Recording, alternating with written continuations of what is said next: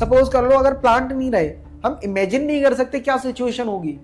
ठीक है, जैसे कि अगर कोरोना के टाइम पे ऑक्सीजन नहीं मिल रही थी, तो अगर प्लांट नहीं होंगे तो हम इमेजिन नहीं कर सकते कि सिचुएशन किस हद तक जा सकती है। हेलो एवरीवन, आप सबका स्वागत है आपके प्यारे यूट्यूब चैनल एंट्रेंस वाला में। तो आप सभी के लिए हम लेके आए हैं यहाँ पे एक क्रैश कोर्स जो कि रहने वाला है क्लास 10th बोर्ड के लिए। इसके अंदर हम सारे सब्जेक्ट जो है वो कवर कराने वाले हैं। तो आज से हम जो स्टार्ट करने वाले हैं वो SST से स्टार्ट करने वाले हैं। और ये जो बैच है, इस बैच का जो नाम है वो आप रिकमेंड कीजिए, जिसका नाम हमें सबसे ज्यादा सूटेबल लगेगा उसको हम क्या करेंगे, यहाँ पे इस बैच के जो नाम होगा वो हम दे देंगे।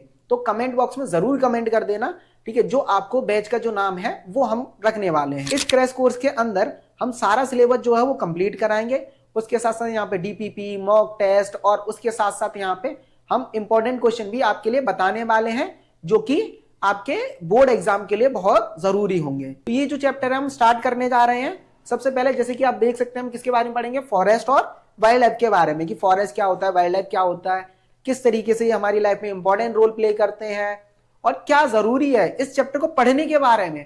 जब भी आप किसी भी चैप्टर को पढ़ो तो वो जब समझ में आएगा जब आप उसके पीछे का एसेंस को समझो। रट के हर कोई पास हो जाता है, लेकिन हमेशा चैप्टर जो है वो किस बारे में, क्यों पढ़ना चाहिए, उसके पीछे का एसेंस जानना होगा। तो इसके अंदर हम देखेंगे यहाँ पे फॉरेस्ट, वाइल्ड लाइफ, ठीक है, नो डाउट इसके बारे में। लेकिन ये जरूरी क्यों होता है, ये हमारे पार्ट, हमारे लिविंग वर्ल्ड का या फिर जो हमारे ओन लाइफ जो है उसका एक इंटीग्रल पार्ट होता है, उसके बारे में हम देखने वाले हैं कि किस तरीके से हमारी लाइफ में बहुत ज्यादा इंपॉर्टेंट रोल प्ले करते हैं फॉरेस्ट और वाइल्ड लाइफ। तो इन चीजों को हम देखने वाले हैं इस चैप्टर के अंदर। तो चलिए बिना देरी करते हुए स्टार्ट करते हैं फॉरेस्ट और वाइल्ड लाइफ को। तो इसमें हम देखने वाले हैं सबसे पहले जो है वो फॉरेस्ट एंड वाइल्ड लाइफ। इसके अंदर चीजें क्या दे रखी है, सबसे पहले वो देखते हैं। We share this planet with million of other living being starting from micro organism and bacteria, lichens to banyan trees, elephants and blue whale. इस प्लेनेट को हम क्या करते हैं, मिलियंस ऑफ ऑर्गेनिज्म के साथ हम यहाँ पे शेयर करते हैं। मतलब जितना अधिकार हमारा इस प्लेनेट के ऊपर है उतना ही अधिकार उन ऑर्गेनिज्म का भी है इस प्लेनेट के ऊपर। जैसे कि अगर हम बात करते हैं जो माइक्रो ऑर्गेनिज्म होते हैं वो भी इस प्लेनेट पे रहते हैं, ठीक है। और उससे अगर हम बात करें जो बड़े एनिमल्स होते हैं, चाहे वो ब्लू व्हेल हो या फिर एलिफेंट हो, हर किसी का अधिकार होता है इस प्लेनेट के ऊपर, ठीक है। कभी कभार जो स्कूल्स में क्वेश्चन को टफ करने के लिए लाइन ही उठा के दे देते हैं, अगर ये लाइन आ जाए तो किस तरीके से लिखना होगा वो सारी चीजें भी ध्यान में रखनी है।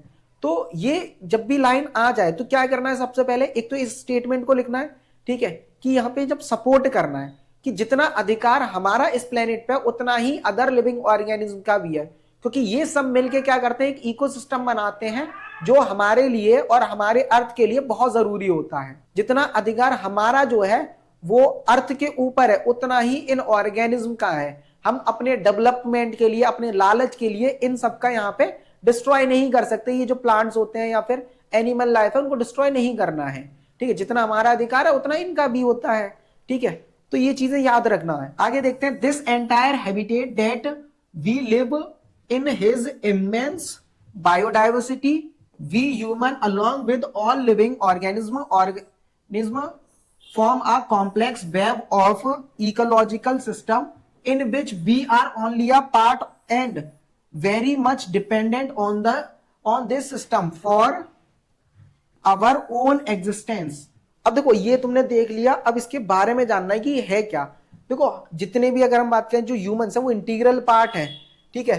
और जो वर्ल्ड है वो क्या, फुल ऑफ इमेंस बायोडाइवर्सिटी, मतलब यहाँ पे अर्थ पे बहुत ज्यादा बायोडाइवर्सिटी है। अब बायोडाइवर्सिटी है तो ये क्या करते हैं, यहाँ पे एक कॉम्प्लेक्स वेब फॉर्म करते हैं। क्या करेंगे, यहाँ पे एक कॉम्प्लेक्स वेब जो है वो फॉर्म करते हैं। अब कॉम्प्लेक्स वेब फॉर्म कर लिया तो ये एक दूसरे के ऊपर क्या होते हैं, इंटरडिपेंडेंट होते हैं।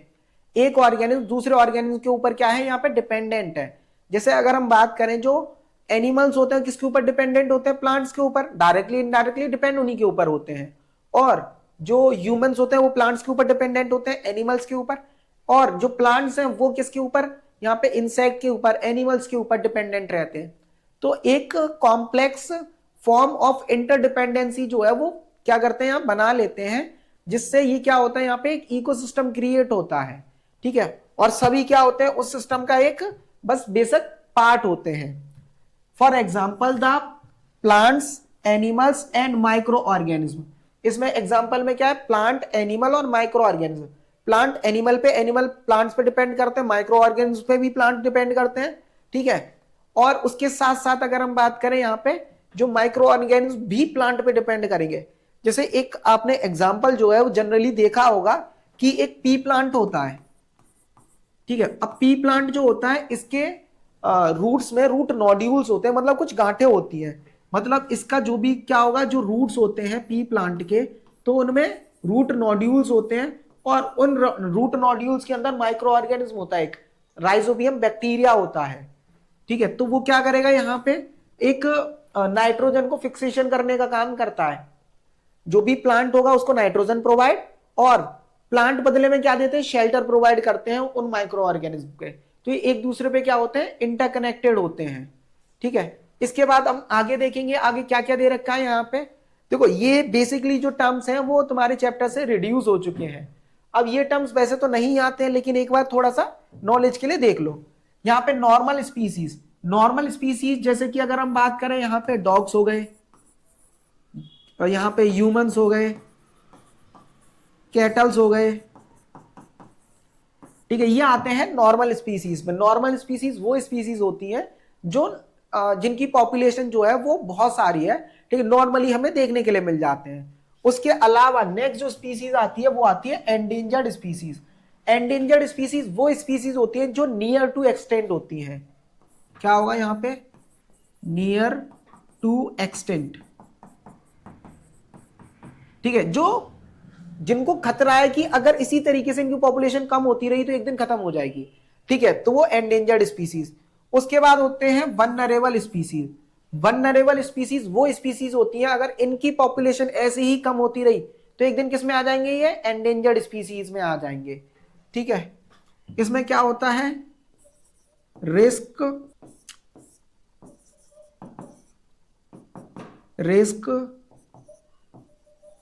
came into endangered species।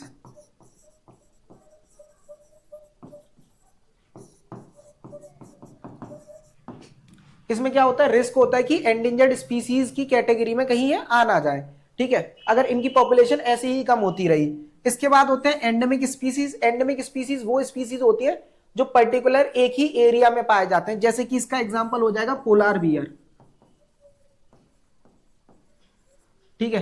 Polar bear जो है एग्जांपल हो जाता है किसका, यहाँ पे एंडेमिक स्पीसीज का जो पर्टिकुलर रीजन में पाए जाते हैं। इसके बाद रेयर स्पीसीज, ये क्या होता है, यहाँ पे हार्डली किसी रीजन में, या फिर अगर हम बात करें जो बहुत ही कम पाए जाते हैं, ठीक है। रेयर स्पीसीज वो होती हैं जो बहुत ही कम पाई जाती हैं। और इसके बाद एक्सटेंट स्पीसीज, जैसे कि यहाँ पे डायनासोर हो गया,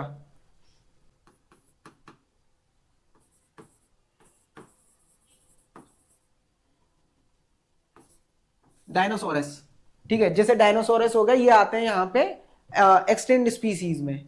इसके बाद अगर हम आगे देखें तो यहाँ पे जो मेन चैप्टर स्टार्ट होता है वो होता है यहाँ पे बायोडाइवर्सिटी से। अब बायोडाइवर्सिटी होती क्या है, क्या चीजें देखने के लिए मिलती हैं, वो सारी चीजें हम देखेंगे। अब देखो सबसे पहले अगर हम बायोडाइवर्सिटी को स्प्लिट करें, क्या होगा, बायो और क्या होता है यहाँ पे प्लस डाइवर्सिटी। देखो बायो का मतलब होता है यहाँ पे लाइफ, ठीक है, या फिर हम बोल सकते हैं इसको लाइफ फॉर्म, ठीक है। बायो का मतलब लाइफ फॉर्म, और डाइवर्सिटी का मतलब क्या होता है यहाँ पे वेरियस,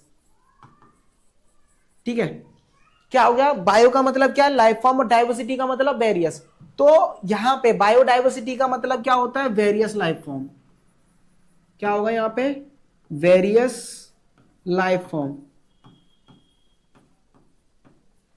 ठीक है। बायोडाइवर्सिटी का मतलब क्या होता है, वेरियस लाइफ फॉर्म, ठीक है, इसको याद रख लें। आगे देखें, बायोडाइवर्सिटी और biological diversity is immense rich in wild life and cultivated species diverse in form and function but closely integrated in a system through a multiple network of interdependency.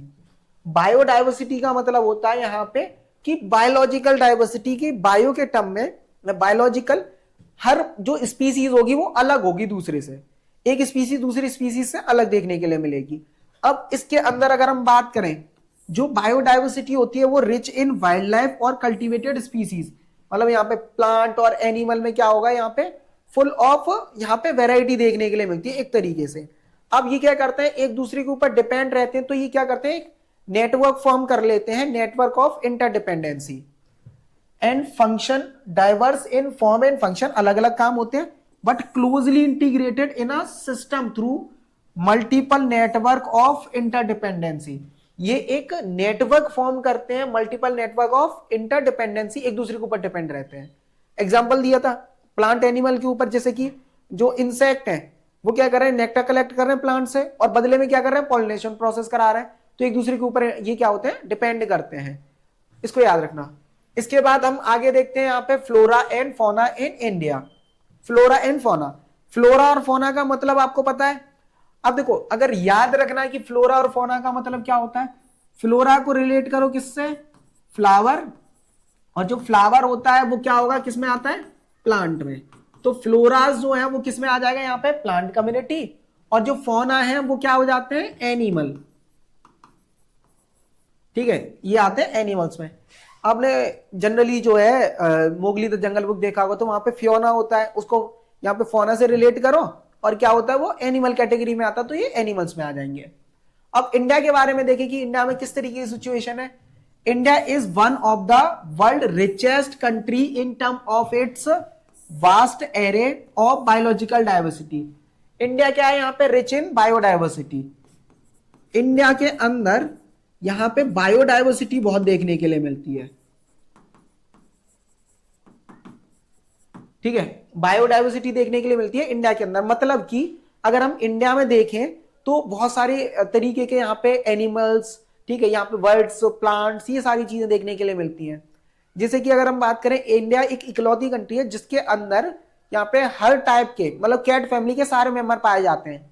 1952 में जो चीताज एक्सटेंड हो गए, लेकिन अब जो है वो भी मंगा लिए गए हैं। तो इंडिया इकलौती कंट्री जिसके अंदर कैट फैमिली के सारे जो मेंबर्स हैं वो पाए जाते हैं। ठीक है, इसके बाद आगे क्या है, importance of flora and fauna in our daily life. जो फ्लोरा और फौना है उनकी इंपॉर्टेंस होती है हमारी डेली लाइफ में। अगर फ्लोरा और फौना नहीं रहे, सपोज कर लो अगर प्लांट नहीं रहे, हम इमेजिन नहीं कर सकते क्या सिचुएशन होगी। ठीक है, जैसे कि अगर कोरोना के टाइम पे ऑक्सीजन नहीं मिल रही थी, तो अगर प्लांट नहीं होंगे तो हम इमेजिन नहीं कर सकते कि सिचुएशन किस हद तक जा सकती है।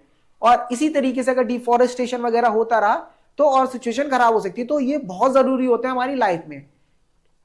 इसके बाद अगर हम बात करें, they are under the great stress mainly due to the insensitivity of towards environment of our environment.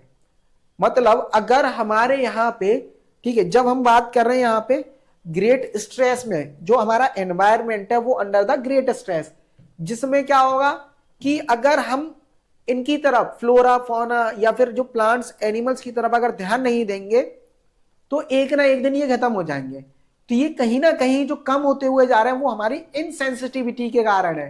मतलब हम इनको फोकस नहीं कर रहे कंजर्व करने के लिए, तो ये कम होते हुए जा रहे हैं।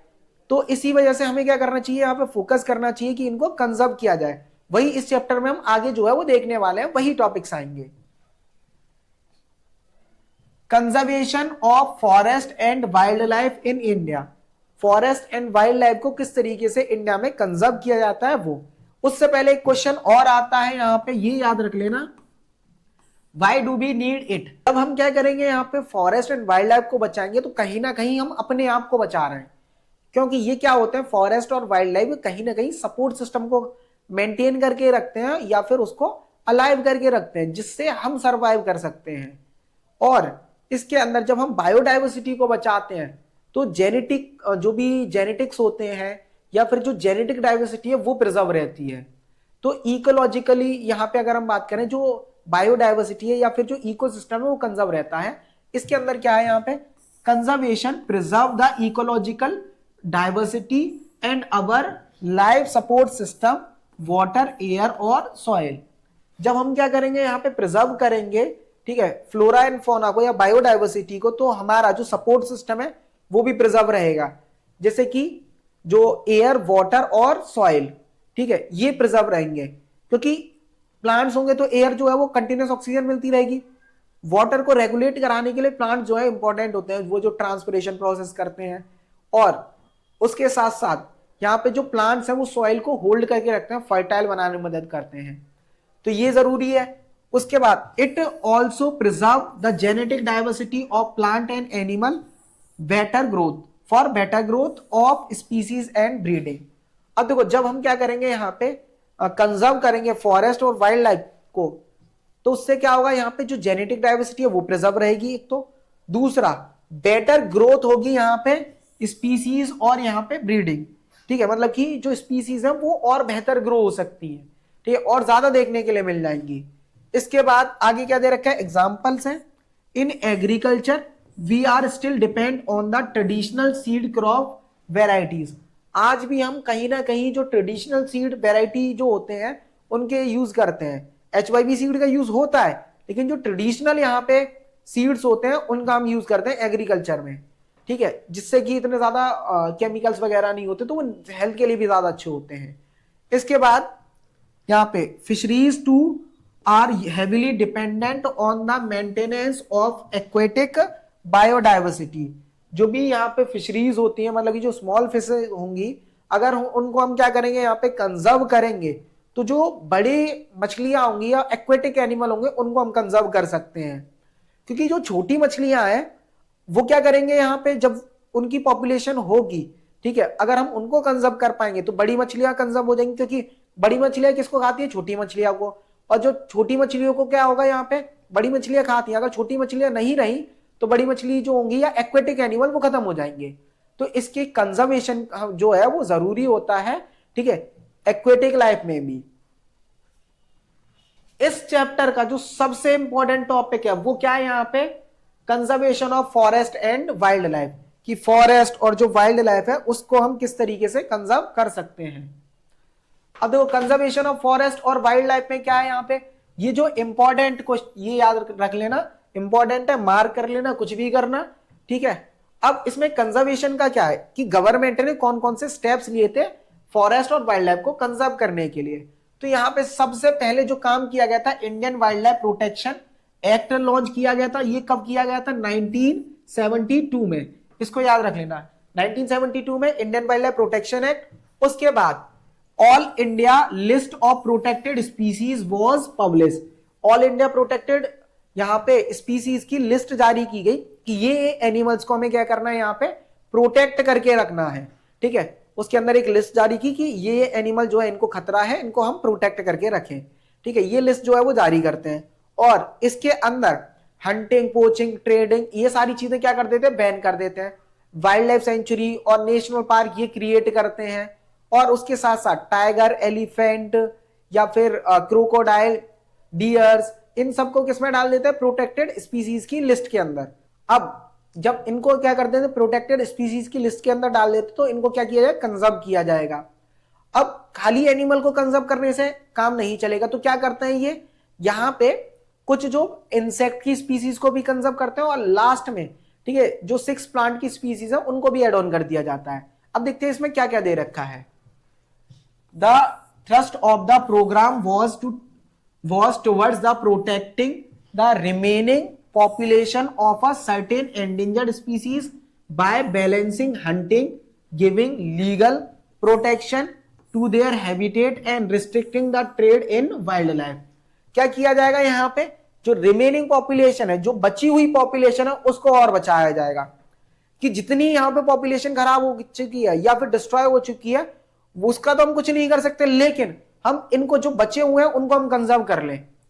अब इसमें कंजर्व कैसे करेंगे, एक तो इनको प्रोटेक्टेड लिस्ट जो है वो जारी की जाएगी, इनको हंटिंग, पोचिंग, ठीक है, ट्रेडिंग, सारी चीजें क्या कर दी जाएंगी, बैन कर दी जाएंगी, लीगली सैंक्शन कर दिया जाएगा, जिससे कोई भी अगर करता हुआ पकड़ा जाता तो क्या किया जाएगा, उसको पनिश किया जाएगा। आगे हम देखते हैं, central and many state government establish national parks, wild life sanctuaries. जो सेंट्रल और स्टेट गवर्नमेंट होती है वो क्या करते हैं, यहाँ पे national park, wild life sanctuaries इनको स्टैब्लिश करती हैं, जिससे कि क्या किया जाए, यहाँ पे इनके अंदर जो एनिमल्स हैं उनको कंजर्व किया जाए। आगे और क्या दे रखा है, the central government also announce the several project for protecting specific animal which were Gravely threaten including the tigers. इसके अंदर मतलब प्रोटेक्टेड लिस्ट जो जारी की गई उसके अंदर बहुत सारे यहाँ पे एनिमल्स को क्या किया जाएगा, यहाँ पे एक तरीके से अगर हम बात करें यहाँ पे प्रोटेक्ट किया जाएगा स्पेशली एनिमल्स को। उनके अंदर कौन कौन से थे, यहाँ पे टाइगर आ गया, वन हॉर्न यहाँ पे राइनोसोरस आ जाएगा, ठीक है। इसके बाद यहाँ पे कश्मीरी स्टैग, हैंगुल और क्या हुआ 3 टाइप ऑफ क्रोकोडाइल। 3 तरीके के क्रोकोडाइल होते हैं। कौन कौन से, यहाँ पे एक सॉल्ट वाटर क्रोकोडाइल, एक यहाँ पे एक फ्रेश वाटर क्रोकोडाइल आएगा, दूसरा सॉल्ट वाटर क्रोकोडाइल, ठीक है, और तीसरा क्या है यहाँ पे घड़ियाल। और उसके साथ साथ एशियाटिक लायन और अदर एनिमल्स को क्या किया जाएगा, यहाँ पे कंजर्व किया जाएगा, ठीक है। कौन कौन से यहाँ पे tiger, one horn rhinoceros, Kashmiri Stag, ठीक है, यहाँ पे 3 type of crocodile, salt water, fresh water और यहाँ पे घड़ियाल, और उसके साथ साथ यहाँ पे किसको, यहाँ पे टाइगर्स को और एशियाटिक लायन को भी क्या किया जाएगा, यहाँ पे कंजर्व किया जाएगा, ठीक है। ये लिस्ट जो है वो जारी कर दी गई। इसके अंदर और भी एनिमल्स आते हैं जैसे कि एलिफेंट आ जाएगा, ठीक है। रिसेंटली इंडियन एलिफेंट उसको ऐड किया गया, ब्लैक बक जिसको क्या बोलते हैं चिंकारा, नाम सुनते ही सलमान भाई याद आए है ना, तो वही वाला है ये। इसके बाद यहाँ पे द ग्रेट इंडियन बस्टर्ड, ठीक है, जिसको क्या बोलते हैं यहाँ पे Gondwana, and the snow leopard have been given full or partial legal protection against the hunting and trade through the India. India के अंदर कोई भी हंटिंग वगैरह अगर करता हुआ पकड़ा जाता है तो उसको पनिश किया जाएगा। और यहाँ पे एक लीगल क्या किया गया है, यहाँ पे बैकिंग की गई है कि कोई भी यहाँ पे ये एक्टिविटी नहीं करेगा, इनको प्रोटेक्शन गवर्नमेंट जो है वो प्रोवाइड करेगी। अब इसके बाद क्या किया गया यहाँ पे, the conservation project are now focusing on biodiversity rather than on a few its component, कि बायोडाइवर्सिटी पे ज्यादा फोकस किया गया rather than a few component, कुछ कंपोनेंट को छोड़ के बायोडाइवर्सिटी पे फोकस किया गया। क्योंकि अगर हम क्या करेंगे, एनिमल्स को बचाने जाएंगे हम नहीं बचा पाएंगे, अगर हम बायोडाइवर्सिटी को बचाएंगे तब हम प्रॉपरली एनिमल्स को कंजर्व कर सकते हैं। तो इसीलिए यहां पे फोकस किया गया था बायोडाइवर्सिटी पे। अब इसके साथ साथ क्या, there are now a more intensive search for different conservation measure, अलग अलग कंजर्वेशन मेजर्स लिए गए। Increasingly even insect are being to be find a place in conservation planning. Insect जो हो गए उनको भी कंजर्वेशन प्लानिंग में के अंदर क्या किया गया, यहाँ पे इंक्लूड किया गया। और वो जो इंसेक्ट्स हैं वो कौन कौन आए थे, 1980s इंडियन जो वाइल्ड लाइफ एक्ट है उसको रिन्यू किया जाता है 1980s और 1986 में। इसके अंदर several hundreds of butterfly add की जाएंगी, और moths, beetles and 1 dragonfly have been added to this list. इस लिस्ट के अंदर यहाँ पे हजारों बटरफ्लाई, ठीक है, और उसके साथ साथ यहाँ पे ड्रैगन फ्लाई, मॉथ्स, बीटल, ठीक है, इनकी स्पीसीज को यहाँ पे ऐड किया जाता है। ड्रैगन फ्लाई याद होगा, नॉस्टैल्जिया फील हो गया होगा तुम्हें, जैसे कि ड्रैगन फ्लाई जो होता है वो तुमने बचपन में देखा होगा, जिसको हेलीकॉप्टर वगैरह बोलते हैं, ठीक है। कभी कभार हरकतें कर देते कि धागे बांध के उड़ा देते हैं, तो वो सारी चीजें नहीं करनी चाहिए, क्योंकि ये एंडेंजर्ड स्पीसीज की लिस्ट में ये बहुत ही जल्दी क्या हो जाएंगे, खत्म हो गए हैं, ठीक है। मतलब ये रेयर जो है बहुत ही कम देखने के लिए मिलते हैं। इसके बाद क्या होता है यहाँ पे 1991 for the first time plants were also added to the list with starting 6 species. ये याद रख लेना, इसमें बस 1991 में 6 प्लांट की स्पीसीज ऐड की गई थी, ठीक है। 1991 में 6 प्लांट की स्पीसीज जो है वो ऐड की जाती हैं, इसको बस विशेष करके याद रख लेना, ठीक है। ये और ऐड कर दिया गया था जिससे हम क्या कर सकते हैं, पूरी बायोडाइवर्सिटी को बचा सकते हैं, प्लांट्स को, फ्लोरा को, फौना को, इनको याद रखना।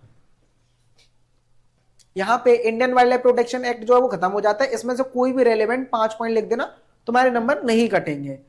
इसके बाद जो टॉपिक्स आएंगे वो हम देखते हैं। सबसे पहले यहाँ पे टाइप्स ऑफ क्रोकोडाइल। क्रोकोडाइल में क्या होता है, यहाँ पे उसको तुम इजीली आइडेंटिफाई कर सकते हो, कौन सा घड़ियाल है, कौन सा एलिगेटर है, कौन सा यहाँ पे जो सॉल्ट वाटर नॉर्मली क्रोकोडाइल। तो ऐसा होता है कि एक का क्या होता है, यहाँ पे जो भी क्रोकोडाइल होता है उसका जो शेप होता है वो यू शेप का होता है, एलिगेटर का क्या होता है वी शेप का, और थोड़ा सा पतला जो है और ज्यादा वो होता है यहाँ पे घड़ियाल का शेप। तो ये शेप के बेसिस पे हम डिवाइड कर देते हैं। आगे देखते हैं, आगे क्या दे रखा है यहाँ पे, प्रोजेक्ट टाइगर। प्रोजेक्ट टाइगर जरूरी है, और जो प्रोजेक्ट टाइगर, ये याद रखना, ये कंफ्यूजन हो जाता है। 1972 में Indian wild life protection act आता है, Indian wild life protection act.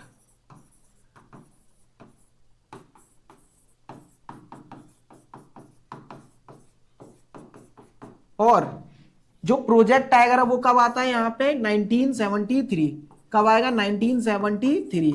तो इन दोनों डेट्स में कंफ्यूजन मत हो जाना, ये बाद में आता है क्या, प्रोजेक्ट टाइगर। ठीक है, प्रोजेक्ट टाइगर आता है 1973 के टाइम पीरियड पे। ठीक है, अब इसके बारे में देखते हैं क्या क्या दे रखा है। सबसे पहले हम देखेंगे यहाँ पे, there is one of the key wildlife species in the funnel web. Funnel web के अंदर यहाँ पे एक की वाइल्ड लाइफ स्पीसीज देखने के लिए मिलता है। मतलब की वाइल्ड लाइफ स्पीसीज का मतलब है जो बहुत इंपॉर्टेंट है। ये जो टाइगर होते हैं ये क्या करते हैं, यहाँ पे जो कुछ स्मॉल एनिमल जैसे कैटल्स वगैरह उनको कंज्यूम करते हैं। अब उनको कंज्यूम करने का पीछे का एक रीजन भी है कि यहाँ पे अपने पेट के लिए तो ये करेंगे, मतलब कि यहाँ पे कि इनको कुछ खाना सर्वाइव करना, उसके लिए शिकार तो करते हैं, लेकिन ये पॉपुलेशन को मेंटेन करके रखते हैं। अगर यहाँ पे ये टाइगर्स वगैरह खत्म हो गए तो जो स्मॉल एनिमल्स होंगे उनकी पॉपुलेशन बढ़ जाएगी। ठीक है, तो उसको मेंटेन करके रखते हैं, तो इसीलिए ये क्या होता है, की एनिमल है फनल वेब में। उसके बाद 1973 the authority realised that the tiger population had been dwindled to 1827। ठीक है, 1827 जो है वो बचे थे कितने में से, यहाँ पे लास्ट अगर हम 100 ईयर्स में बात करें, एक सेंचुरी में, तो पहले कितने थे यहाँ पे, 55,000 जो है वो क्या होते हैं यहाँ पे टाइगर्स होंगे। 55,000 से रिड्यूस होके कितने वो बच गए यहाँ पे 1827। तो जो पॉपुलेशन वो हो रही है dwindle, मतलब बहुत ज्यादा खतरे में, कि अगर हम एक सेंचुरी की बात करें, मतलब कि अगर पिछले 100 सालों में जो टाइगर्स की पॉपुलेशन है वो क्या हो गई यहाँ पे 55,000 से 1827 रह गई थी। तो इस वजह से क्या किया गया, फोकस किया गया कि हम क्या करेंगे, यहाँ पे जो पॉपुलेशन है टाइगर्स की उसको प्रिजर्व करेंगे। The major threat to tiger population are numerous such as poaching for trade, shrinking habitat, depletion of prey based species, growing human यहाँ पे पॉपुलेशन etc। देखो इसको क्या किया जाता है, यहाँ पे हंटिंग की जाती है, वो है कि कुछ लोग शौक के लिए करते हैं, कुछ लोग क्या करते हैं पोचिंग, मतलब इसको किडनैपिंग करते हैं ट्रेड करने के लिए, कुछ लोगों को भेजने के लिए। ठीक है, वो उसके पीछे। और क्या होता है, मेडिसिनल यूज हो जाता है, टाइगर की जो बोन्स होती है इस वजह से यूज करते हैं। उसके साथ साथ जैसी पॉपुलेशन बढ़ती आ रही है ह्यूमंस की, तो उनको लिए शेल्टर चाहिए। शेल्टर चाहिए तो क्या करेंगे, जंगलों काटेंगे। जंगलों काटेंगे तो क्या होगा, उसका घर जो है टाइगर्स का वो चला जाएगा, शहर में आते तो मार दिए जाते हैं। और उसके साथ साथ अगर हम बात करें, जब जो स्मॉल एनिमल्स हैं जैसे डियर वगैरह, अगर यही नहीं होंगे टाइगर कहां जिंदा रह लेगा, टाइगर थोड़ी ना घास खाएगा जिंदा रहेगा। ठीक है, तो इसके लिए क्या होगा, हमें बायोडाइवर्सिटी को बचाना चाहिए। ठीक है, the trade off tiger skin and the use of bone in traditional medicines, especially in the Asian countries, left the tiger population on the verge of extinction। क्या होता है यहाँ पे, टाइगर्स की स्किन जो होती है उसका क्या किया जाता है, यहाँ ट्रेड किया जाता है। ठीक है, जो बोन्स होती हैं उनका मेडिसिनली क्या किया जाएगा, यूज किया जाएगा। तो ये सारी चीजें होती हैं, तो क्या किया जाता है यहाँ पे, टाइगर्स की पॉपुलेशन क्या होती जा रही है यहाँ पे एशिया के अंदर, कम होती हुई जा रही है। और टाइगर्स क्या होंगे, नियर टू एक्सटेंट, मतलब कि एक ऐसा टाइम पीरियड आएगा जब क्या हो जाएगा, जो टाइगर्स की पॉपुलेशन है वो कंप्लीटली क्या हो जाए, यहाँ पे खत्म हो जाए। तो वो सारी चीजों को यहाँ पे मद्देनजर रखते हुए, ठीक है, कि टाइगर की पॉपुलेशन कहीं खत्म ना हो जाए, इन सारी चीजों को देखते हुए क्या हुआ था कि हम क्या करते हैं, यहाँ पे प्रोजेक्ट टाइगर लॉन्च करते हैं 1973 में। क्या इससे यहाँ पे फायदा हो गया कि टाइगर्स की पॉपुलेशन रैंडम बढ़ गई? नहीं, ऐसा नहीं होता है। स्टार्टिंग में क्या होता है, पॉपुलेशन बढ़ती है, फिर थोड़ी ग्रेजुअली क्या हो जाती है, कम भी हो जाती है। अब हम देखते हैं इसमें आगे, one of the well publicised wild life campaigns in the world was launched in 1973। 1973 में क्या हुआ था यहाँ पे, ये जो अगर हम बात करें प्रोजेक्ट टाइगर, एक इस तरीके का एक सिस्टमेटिक वे में क्या किया गया था, प्रोजेक्ट जो है वो लॉन्च किया जाता है। ठीक है, जिससे हम क्या कर सके, यहाँ पे इनकी पॉपुलेशन बचा सके। Tiger conservation has been viewed not only as effort to save an endangered species, but with equal importance as mean of preserving biotypes of sizable magnitude। हम क्या करना है यहाँ पे कि अगर टाइगर्स को बचाने जाएंगे नहीं बचेगा, वही वाली बात आएगी कि जब हम क्या कर रहे हैं यहाँ पे खाली अगर टाइगर्स के ऊपर हम क्या करेंगे, फोकस करेंगे उनको पॉपुलेशन को बचाने के लिए, तो हम नहीं बचाएंगे, हम नहीं बचा पाएंगे, तो हम टाइगर्स की पॉपुलेशन नहीं बचा पाएंगे। इसके लिए क्या जरूरी है, equal importance means preserving the biotype of sizeable magnitude. अगर हम बायोडाइवर्सिटी को बचा पाए तो हम टाइगर्स को श्योरली हम बचा सकते हैं। अब इसके बाद जो कि यहाँ पे कि बायोडाइवर्सिटी कैसे बचा सकते हैं यहाँ पे, तो उसके लिए क्या किया गया, वाइल्ड लाइफ सेंचुरीज क्रिएट की गई। जिम कॉर्बेट नेशनल पार्क बनाया गया उत्तराखंड में, Sundarban national park West Bengal में, उसके बाद Bandhavgarh national park Madhya Pradesh, Sariska wildlife sanctuary जो है वो राजस्थान में बनाई गई, और मानस टाइगर रिजर्व जो है वो असम में क्रिएट किया गया। उसके बाद पेरियर टाइगर रिजर्व जो है वो केरला में, are some of the tiger reserves of India. ये कुछ टाइगर रिजर्व दे रखे हैं इंडिया के बारे में, ठीक है। तो यहाँ पे प्रोजेक्ट टाइगर खत्म होता है। आगे हम देखते हैं यहाँ पे क्या दे रखा है, ये आ जाता है types and distribution of forest and wild life resource. Types and distribution of forest and wild life resource की फॉरेस्ट और जो वाइल्ड लाइफ होते हैं उनके टाइप क्या होते हैं, उन सब चीजों के बारे में, ठीक है, कि types and distribution of forest and wild life resources in India. Much of its forest and wild life resource are either owned or manage by the government through the forest department or other government department. India के अंदर ज्यादातर जो forest होते हैं या wild life होते हैं उनको कौन यहाँ पे कंट्रोल करता है, फॉरेस्ट डिपार्टमेंट जो सेंट्रल गवर्नमेंट होती है और फॉरेस्ट डिपार्टमेंट कंट्रोल करते हैं, ठीक है। अब जो फॉरेस्ट डिपार्टमेंट है वो क्या करता है, क्लासिफाई कर देता है फॉरेस्ट को 3 ग्रुप में, एक रिजर्व फॉरेस्ट, दूसरा प्रोटेक्टेड फॉरेस्ट, तीसरा अनक्लास फॉरेस्ट। कंट्री में मोर देन हाफ, ठीक है, आधे से ज्यादा जो फॉरेस्ट है वो क्या होते हैं यहाँ पे रिजर्व फॉरेस्ट के अंदर आते हैं, और इसके साथ साथ इसके अंदर मोस्ट वैल्यूएबल ट्रीज होते हैं। क्या होगा, मोस्ट वैल्यूएबल ट्रीज, ठीक है, सबसे ज्यादा यहां पे वैल्यूएबल ट्रीज पाए जाते हैं। प्रोटेक्टेड फॉरेस्ट कितने हैं यहाँ पे, 1/3, ठीक है। इंडिया के अंदर जितने भी फॉरेस्ट हैं उनमें से 1/3 जो फॉरेस्ट आते हैं वो आते हैं प्रोटेक्टेड फॉरेस्ट के अंदर। और अगर हम बात करें जैसे कि जो भी प्रोटेक्टेड फॉरेस्ट है, ठीक है, उनको प्रोटेक्टेड फॉरेस्ट ही क्यों बोला जाता है, क्योंकि जो फॉरेस्ट डैमेज हो चुके हैं उन्हीं को क्या किया जाएगा, प्रोटेक्शन प्रोवाइड की जाएगी, तो ये उस तरीके से यहाँ पे प्रोटेक्टेड फॉरेस्ट में आते हैं। अनक्लास फॉरेस्ट ये गवर्नमेंट ओन भी हो सकते हैं और नहीं भी हो सकते हैं, ये ह्यूमन एक्टिविटी होती है, ठीक है। ऊपर इन दोनों में ह्यूमन एक्टिविटी बहुत ही कम होती है और ना की बराबर ही होती है, ठीक है। यहाँ पे ह्यूमन एक्टिविटी कर सकते हैं। ये अनक्लास फॉरेस्ट गवर्नमेंट ओन भी होते हैं, ये प्राइवेट भी हो सकते हैं, ठीक है, कम्युनिटी के भी हो सकते हैं, कि किसी की अगर जमीन पड़ी है वहां नेचुरली ट्रीज ग्रो हो गए तो वो किस में आ जाएगा, फॉरेस्ट की कैटेगरी में। इसके बाद रिजर्व फॉरेस्ट, वही जो अभी मैंने बताया, more than half of the total forest land has been declared as reserve forest. Reserve forest, आधे से ज्यादा फॉरेस्ट रिजर्व फॉरेस्ट डिक्लेयर कर दिए। Reserve forest are regarded as the most valuable as far as the conservation of forest and wild life resource are concern. इसके अंदर most valuable trees जो है वो पाए जाते हैं, तो उनको क्या किया जाएगा, यहाँ पे कंजर्व किया जाता है। आगे देखते हैं यहाँ पे प्रोटेक्टेड फॉरेस्ट। प्रोटेक्टेड फॉरेस्ट में क्या आएगा, almost 1/3 of the total forest is protected forest as declared by the forest department. This forest are protected from any further depletion. अगर हम बात करें ऑलमोस्ट 1/3 ऑफ द फॉरेस्ट किस में आते हैं, फॉरेस्ट, ठीक है, 1/3 जो फॉरेस्ट है वो प्रोटेक्टेड फॉरेस्ट में आते हैं। और इनको प्रोटेक्टेड फॉरेस्ट में क्यों डिक्लेयर किया गया, क्यों यहाँ पे कंसीडर किया गया, क्योंकि इनका फर्दर डिप्लीशन होने से बचाना है, फ्यूचर में और डिप्लीशन ना हो, ठीक है। पहले जितना हो चुका है वो हो चुका है, अब इसको क्या करना है, यहाँ पे प्रिजर्व करना है।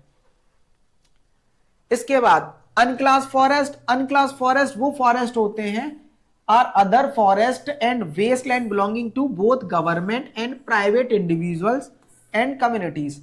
ये जो फॉरेस्ट है, ठीक है, ये प्राइवेट हो सकते हैं, इंडिविजुअल हो सकते हैं, या किसी वेस्टलैंड नॉर्मली कोई जमीन है वहां पे ग्रो हो गए, वो आ जाते हैं अनक्लास फॉरेस्ट में। ज्यादातर कहां पाए जाते हैं ये, एक तो गुजरात और नॉर्थ ईस्टर्न स्टेट में, नॉर्थ ईस्टर्न स्टेट, इन जगहों पे पाए जाते हैं। ठीक है, ज्यादातर जो अनक्लास फॉरेस्ट होते हैं। और एक इंपॉर्टेंट और चीज ये याद रखना, जब भी रिजर्व फॉरेस्ट और प्लस प्रोटेक्टेड फॉरेस्ट दोनों मिलके क्या बनाते हैं यहां पे, परमानेंट फॉरेस्ट। रिजर्व फॉरेस्ट और प्रोटेक्टेड फॉरेस्ट दोनों मिलके क्या बनाएंगे यहां पे, परमानेंट फॉरेस्ट बनाते हैं। इस बात का भी याद रखना, ठीक है, ये भी इंपॉर्टेंट है। आगे इसके अंदर देखते हैं, maintained for the purpose of producing timber and other forest produce and for protected reasons. क्या होता है इसके अंदर, जो ट्रीज वगैरह जो भी फॉरेस्ट वगैरह में होते हैं उनको क्या करते हैं, मेंटेन करके रखते हैं कि अदर पर्पस जो सी फॉरेस्ट प्रोडक्ट वगैरह, वो सारी चीजों के लिए। अब यहां से ही याद रखना कि अगर हम बात करें, Madhya Pradesh has largest area under the permanent forest. Permanent forest में मध्य प्रदेश का सबसे ज्यादा एरिया है। कितना एरिया आता है, 75%। ये जो 75 है इसको याद रख लेना, यहाँ पे 75% जो एरिया होता है वो मध्य प्रदेश में आता है। ठीक है, ये जरूरी है। इसके बाद जो प्रोटेक्टेड फॉरेस्ट है, जम्मू एंड कश्मीर, आंध्र प्रदेश, उत्तर प्रदेश, यहाँ पे Uttarakhand, Kerala, Tamil Nadu, west Bengal and Maharashtra have large percentage of reserve forest. जो ये जो स्टेट दे रखे हैं, जम्मू एंड कश्मीर, कर्नाटक, आंध्र प्रदेश, वेस्ट बंगाल, ये जो जितने भी यहाँ पे फॉरेस्ट हैं, ठीक है, वो किस में आते हैं, रिजर्व फॉरेस्ट में, मतलब इसको कोई भी हार्म नहीं कर सकता। इसके बाद बिहार, हरियाणा, पंजाब, हिमाचल प्रदेश, उड़ीसा, राजस्थान और यहाँ पे have a bulk of under protected forest. In states में जो डेवलपमेंट वगैरह हुआ है, ठीक है, जैसे कि, और उसके साथ साथ ग्रीन रेवोल्यूशन आया तो ज्यादा खेती होने लग गई, जिसके कारण क्या हो गया, यहाँ पे फॉरेस्ट को क्या किया गया, डिप्लीट किया गया। तो इन एरियाज में जहां पे फॉरेस्ट डिप्लीट हुआ है तो वहीं क्या आएगा, यहाँ पे प्रोटेक्टेड फॉरेस्ट जो है वो देखने के लिए मिलेगा। इसके बाद all north eastern state and parts of Gujarat have a very high percentage of their forest as unclassed, यहाँ पे forest managed by local communities. अगर हम बात करें high percentage of unclass forest, वो कहां पाए जाते हैं, नॉर्थ ईस्टर्न स्टेट। और कुछ फॉरेस्ट कहां पाए जाएंगे, गुजरात में। गुजरात में ओन कौन करता है, लोकल कम्युनिटीज ओन करती हैं। वही मैंने पिछली स्लाइड्स पे बताया था, गुजरात में जो है वो क्या होगा, यहाँ पे जो फॉरेस्ट है अनक्लास फॉरेस्ट वो पाया जाता है नॉर्थ ईस्टर्न स्टेट्स में। अब हम आगे देखते हैं आगे क्या दे रखा है। इसके बाद जो है वो टॉपिक है वो है यहाँ पे तुम्हारा कम्युनिटी एंड कंजर्वेशन। इसके बाद एक सेग्रेट ग्रुप्स का बचा है, फिर यहाँ पे खत्म हो जाता है। ठीक है, अब हम देखते हैं यहाँ पे कम्युनिटी एंड कंजर्वेशन की, कम्युनिटी और कंजर्वेशन क्या होता है। In some areas of India local communities are struggling to conserve these habitat along with government official, recognizing that this will secure their own long term livelihood. Local community struggle करती है यहाँ पे conserve करने के लिए जो wild life है, forest and wild life को। उसके पीछे का जो रीजन होता है वो उनका खुद का ओन प्रॉफिट भी है, क्योंकि जब तक यहाँ पे forest and wild life conserve रहेंगे जब तक उनका यहाँ पे लाइवलीहुड भी कंजर्व रहेगा। क्योंकि जो ट्राइबल कम्युनिटीज होती हैं वो किस पे डिपेंड कर रही है, फॉरेस्ट पे। ठीक है, वो उनका कंफर्ट जोन है। अगर फॉरेस्ट से उनको सिटीज में जाना पड़ेगा, डिफिकल्ट होगा, क्योंकि वहां पे ऐसा नहीं होगा कोई मल्टीनेशनल कंपनी वगैरह उनका इंतजार कर रही होगी। इसके बाद आगे हम देखते हैं यहाँ पे सिरिस्का टाइगर रिजर्व। इसी में एग्जाम्पल है कम्युनिटीज का, Sariska tiger reserve Rajasthan. Villagers have fought against the mining, cutting and the wild life protection act. इसमें क्या किया जा रहा था, माइनिंग वगैरह की जा रही है। ठीक है, सिरिस्का टाइगर रिजर्व में तो जो गांव वाले लोग होते हैं वो क्या करते हैं, प्रोटेस्ट करते हैं उसके अगेंस्ट में कि यहाँ पे जो भी कटिंग है, माइनिंग है, वो सारी चीजें ना की जाए। ठीक है, जिससे क्या किया यहाँ पे कम्युनिटीज ने कंजर्वेशन में हेल्प किया। उसके बाद inhabitant of 5 village in the Alwar district of Rajasthan has been declared 1200 hectare of forest as the Bhairodev Dakav sanctuary declared their own set of rules and regulation which do not allow hunting and are protecting the wildlife against any outside encroachments. अब इसके अंदर क्या किया जाएगा, जो राजस्थान के अंदर Alwar district है उसके अंदर 5 गांव उनने मिलके क्या किया, जो 1200 हेक्टेयर ऑफ यहाँ पे जो फॉरेस्ट है उसको डिक्लेयर कर दिया भैरवदेव डाकम सोनचुरी। अब इसके अंदर कोई भी बाहर से आके ना ही यहां से जो कोई भी चीज रिसोर्सेज कलेक्ट कर सकता, ना ही यहाँ पे जो डिस्ट्रॉय कर सकता, प्लांट्स हो गए, एनिमल्स हो गए, किसी भी चीज को, ठीक है। तो ये याद रख लेना। अब इसके अंदर होता क्या है कि बाहर से कोई एनक्रोचमेंट नहीं कर सकता है, यहाँ पे कोई भी पेड़ वगैरह जो है वो नहीं काट सकते। इस गांव के अंदर या इस यहाँ पे फॉरेस्ट के अंदर जितने भी रूल्स एंड रेगुलेशंस होते हैं वो सारे किसके चलते हैं, यहाँ पे इन्हीं विलेजेस के चलते हैं। यहाँ पे बाहर का कोई भी आके यहाँ पे अपने रूल्स एंड रेगुलेशन नहीं चला सकते, गवर्नमेंट के भी नहीं चलते। जो ट्राइबल कम्युनिटी है वही ओन करती है, कंट्रोल करती है इस फॉरेस्ट को, ठीक है, इतना याद रख लेना। इसके बाद आता है यहाँ पे चिपको मूवमेंट। अब चिपको मूवमेंट से आपके जो जहन में, ठीक है, कुछ तो यहाँ पे चल रहा होगा। तो देखो चिपको मूवमेंट में होता क्या है, इवेंचुअली एक पेड़ होता है, पेड़ के चारों तरफ ही क्या होते हैं, हडल बना के खड़े हो जाते हैं, मतलब पेड़ से चिपक के खड़े हो जाएंगे। अब ये क्या करता है, यहाँ पे जब ये इस तरीके से पेड़ से चिपक के खड़े हो जाते हैं, कोई भी आएगा तो पेड़ को नहीं काट सकता, क्योंकि इनको हटाना पड़ेगा सबसे पहले, और ये इजिली नहीं हटते थे, और ये क्या होते हैं, लार्ज नंबर्स में होते हैं। इसीलिए इस मूवमेंट को किस नाम से जानते हैं, यहाँ पे चिपको मूवमेंट के नाम से। Successfully registered the deforestation in several areas. अलग अलग एरियाज में क्या करते हैं, यहाँ पे सक्सेसफुली रजिस्टर कर देते हैं चिपको मूवमेंट है, ठीक है। क्या किया जाता है, यहाँ पे रजिस्टर किया जाता है यहाँ पे डिफॉरेस्टेशन को, और सक्सेसफुल होता है। इसके बाद also shown that community afforestation with indigenous species can be enormously successful. और ये पेड़ों को कटने से तो बचाते ही है, लेकिन उसके साथ साथ पेड़ों को और लगाते हैं। जो इंडिजीनियस स्पीसीज हैं, जो यहाँ पे लोकल स्पीसीज हैं, उनको क्या किया जाएगा, यहाँ पे उनकी मदद से और पेड़ लगाए जाते हैं, जिससे क्या किया जा सके, यहाँ पे फर्दर डेवलपमेंट किया जा सके, मतलब फर्दर जो प्लांट्स हैं और एनिमल्स हैं उनको बचाया जा सके। आगे देखते हैं, आगे क्या है, यहाँ पे बीज बचाओ आंदोलन। बीज बचाओ आंदोलन में सिंपली क्या होता है, बीजों को बचाया जाता है। अब इसमें बात करते हैं हम यहाँ पे farmers and citizens group like बीज बचाओ आंदोलन, एक मूवमेंट बीज बचाओ आंदोलन इन तहरी डिस्ट्रिक्ट, ठीक है, उत्तराखंड में, और Navdanya have shown that adequate level of diversified crop production without the use of synthetic chemicals are possible and economically viable. इसमें क्या किया जाएगा, जो ट्रेडिशनल वेराइटी ऑफ सीड्स है उनको प्रिजर्व किया जाएगा। जब हम क्या करेंगे, उनका यूज करेंगे, यहाँ पे केमिकल बेस्ड सीड का नहीं, जो ट्रेडिशनल सीड्स है उनका जब हम कंटिन्यूस यूज करेंगे तो उनकी पॉपुलेशन, एक तरीके से जेनेटिक डाइवर्सिटी जो है वो बची रहेगी, ठीक है। तो इसके बारे में यहाँ पे देखते हैं, यहाँ पे क्या किया जाएगा, मूवमेंट चलाया जाता है, जिससे क्या करते हैं, यहाँ पे बीजों को बचाते हैं। क्योंकि आजकल जो है वो मॉडिफाइड सीड्स हो गए, HYB सीड्स वगैरह, इनका यूज कर रहे हैं, तो ये जो ट्रेडिशनल सीड है वो कहीं ना कहीं खो जाएंगे, तो खोने से इनको बचाना है, ठीक है। तो ये याद रख लेना कि यहाँ पे क्या करते हैं, नवदन्या बीज बचाओ आंदोलन में ये ट्रेडिशनल सीड्स को बचाते हैं, जिससे कि फ्यूचर में भी वो मिल सके। इसके बाद जो टॉपिक है वो है यहाँ पे JFM। JFM क्या है, यहाँ पे जॉइंट फॉरेस्ट मैनेजमेंट। ये कब लॉन्च होता है, ये 1988 के टाइम पीरियड पे, 1988 में जॉइंट फॉरेस्ट मैनेजमेंट जो है वो लॉन्च होता है।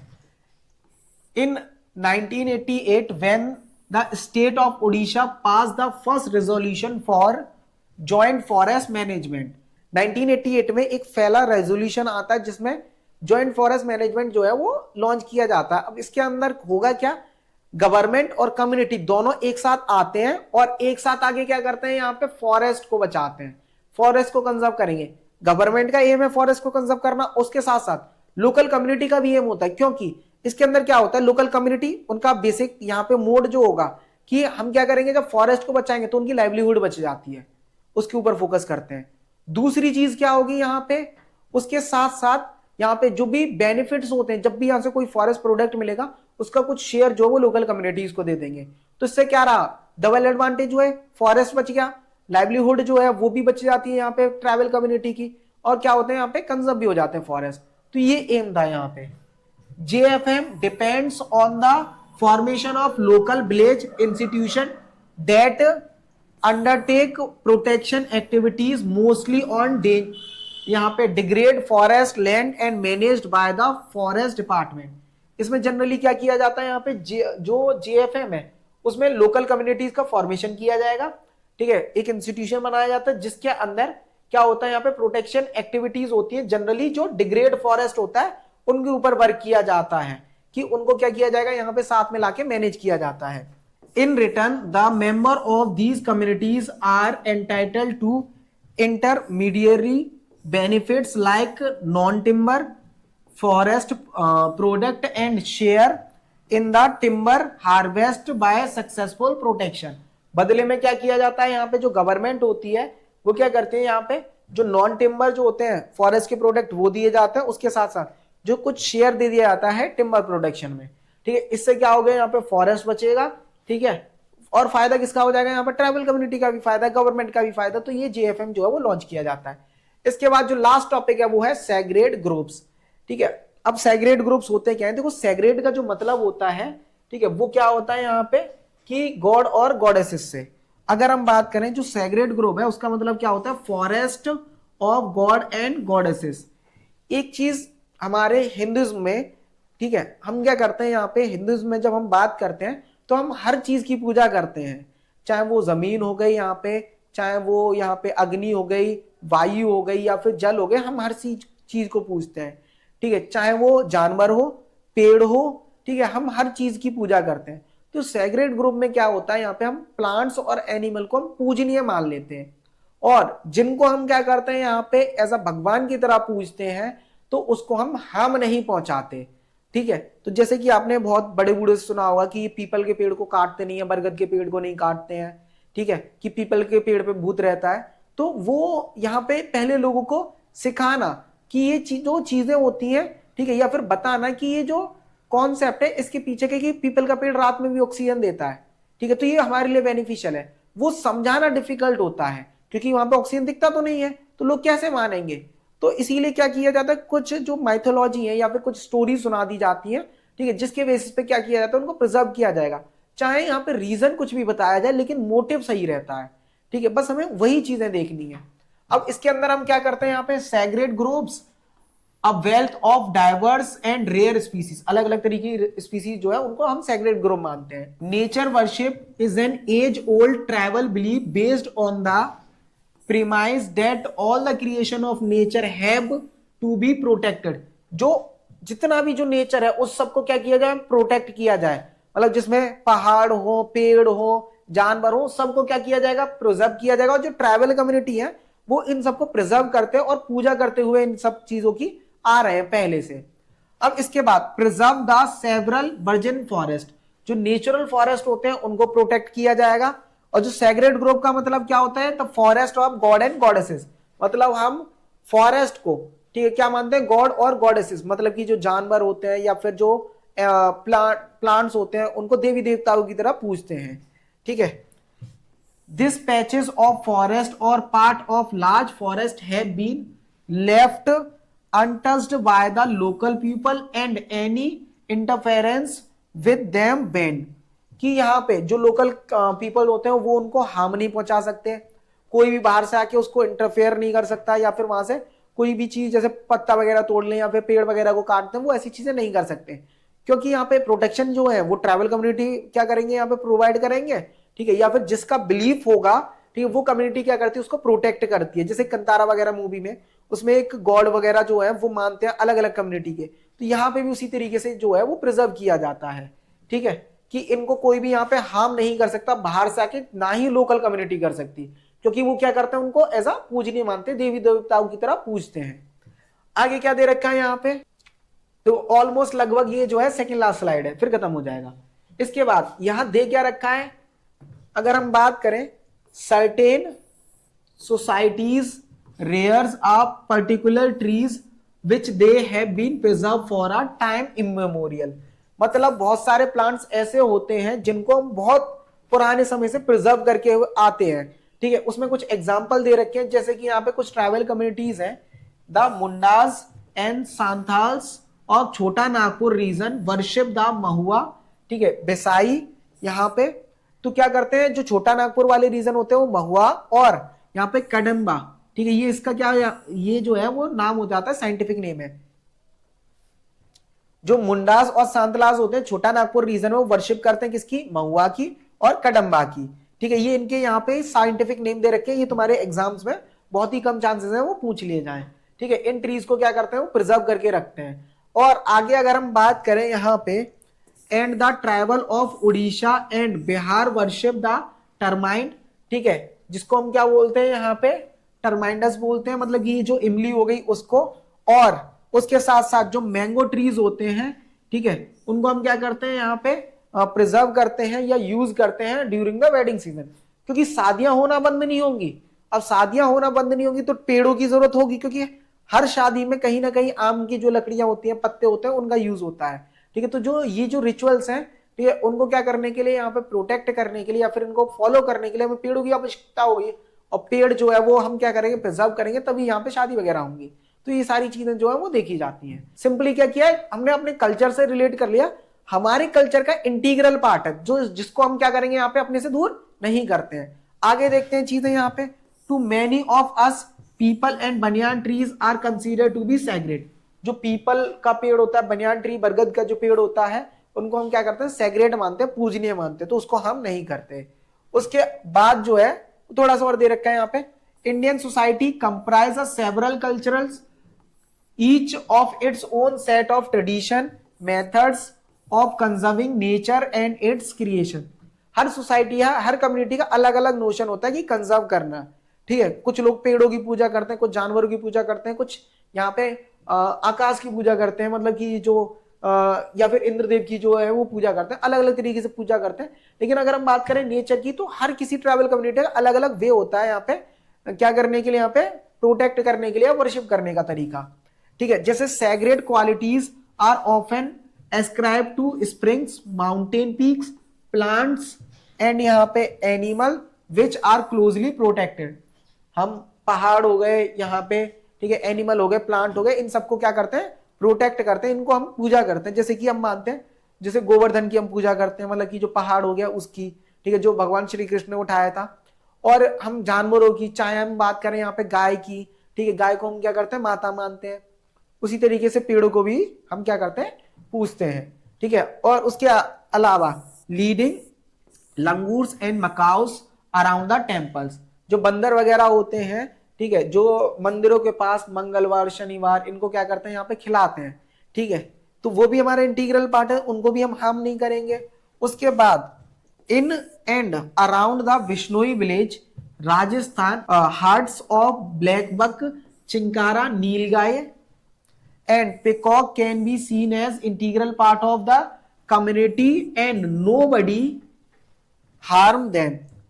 ठीक है, अब देखो जो राजस्थान में बिश्नोई विलेज है, वहां पे जो कम्युनिटीज रहती हैं वो क्या करते हैं, यहाँ पे जो ब्लैक बक हो गया, चिंकारा हो गया, ठीक है, ब्लैक बक मतलब चिंकारा, नाम सुन के पता है क्या याद आया, सलमान भाई। तो जो सलमान भाई हैं उनके ऊपर वो आरोप भी है, उन चीजों पे हम ना जाते हुए अगर हम बात करें बिश्नोई विलेज में जो कम्युनिटीज होती हैं वो ब्लैक बक मतलब चिंकारा, ठीक है, और उसके साथ साथ यहाँ पे पिकॉक, नीलगाय, इनको क्या करते हैं यहाँ पे अपनी सोसाइटी में एज अ पूजनीय जो है वो मानते हैं, मतलब कि वर्शिप करते हैं। ठीक है, तो उनकी ये जो है इंटीग्रल पार्ट है। ठीक है, उनके कल्चर का भी पार्ट है और उनकी लाइफ का भी इंटीग्रल पार्ट होते हैं ये जो एनिमल्स होते हैं, तो इनको प्रोटेक्ट करते हैं ये कम्युनिटी, बिश्नोई कम्युनिटी। तो आपको अगर याद भी हो सलमान खान का जो केस है, ठीक है, तो वहां पे जो बिश्नोई कम्युनिटी है वो अगेंस्ट में चली गई थी सलमान खान के। इसमें क्या था, यहाँ पे जो भी एनिमल्स होते हैं, प्लांट्स होते हैं, उनको हम क्या करते हैं एज अ गॉड और गॉडेसेस की तरह मानते हैं, जिससे हम क्या करेंगे यहाँ पे कंजर्व करके रखते हैं।